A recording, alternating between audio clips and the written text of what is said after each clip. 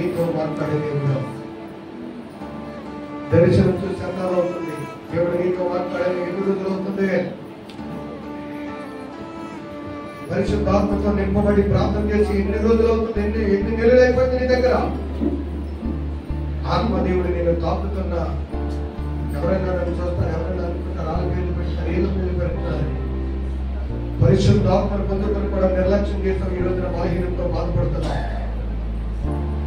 ఈ రోజున దేవుడు నీతో మాట్లాడుతున్నాడు, హెచ్చరిస్తూ ఉన్నాడు ఆయన నిన్ను. ఈ రోజున నీకు అంత బలహీనత ఉండడానికి కారణం, అన్ని సమస్యలు ఉండడానికి కారణం, అన్ని ఇబ్బందులు ఉండడానికి కారణం, అన్ని విషయాల్లో నలిగిపోవడానికి, సమాధానం లేకుండా ఉండడానికి గల కారణం ఏంటో తెలుసా? ఆయన ఇచ్చిన వరం ఆయన కొరకు వాడటం లేదు.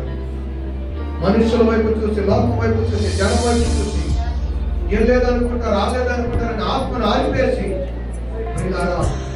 పరిశుద్ధాత్మను పొందుకొని కూడా నిర్లక్ష్యం చేశాం. ప్రార్థనలో నిర్లక్ష్యం, దేవుడి సన్నిధిలో నిర్లక్ష్యం, పాటల పాఠంలో నిర్లక్ష్యం, ఆరాధన కర్తలో నిర్లక్ష్యం, దేవుడి మందిరంలో నిర్లక్ష్యం. దేవుడు వర్ణించాడు కదా, వాటితో ఏం చేస్తున్నాం? ఈరోజు పశ్చాత్తాపం అడుగుతావా? దేవుడి సన్నిధిలో మొదలు పెడతావా? ప్రేమించడం వదలకపోతే హల్లెలూయా అనే ఒక మాట మాట్లాడుతున్న లక్షల్లో లక్షలు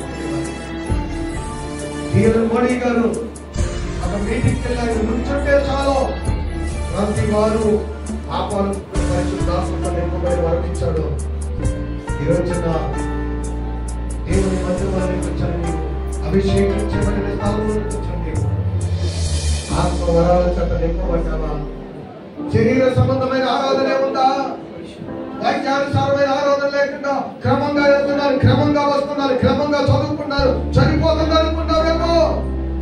ఆత్మ లేని వాడు నా వాడు కాడని యేసయ్య అంటున్నాడు.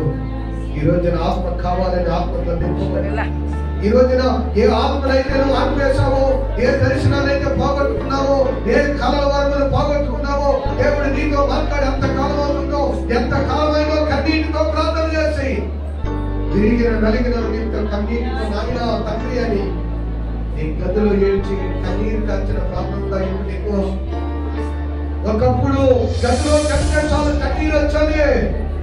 ఒకప్పుడు గదిలో కలిస్తే చాలు, ప్రార్థనకు మాటలు ఇస్తే చాలు కన్నీరు అంతగా వచ్చాలి.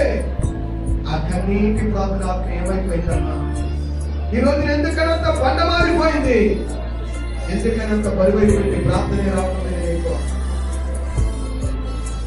ప్రార్థన శక్తి నాకు కావాలయా, నీ పరలోక